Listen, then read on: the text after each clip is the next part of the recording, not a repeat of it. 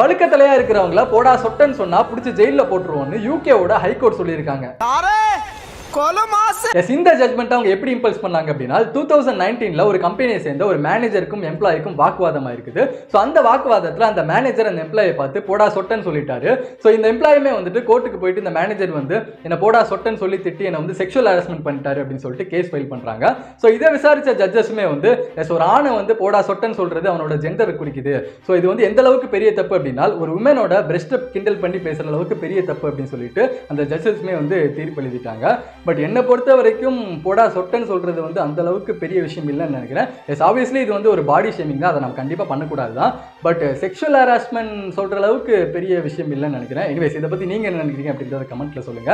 And இந்த வீடியோவை உங்கள் வழுக்கத்தலை ஃப்ரெண்ட்ஸுக்கு ஷேர் பண்ணி விடுங்க. அண்ட் ஃபைனலி முக்கியமான விஷயம், இந்த தீர்ப்பு எழுதின 3 ஜட்ஜஸ்க்குமே வழுக்கத்தலை தான்.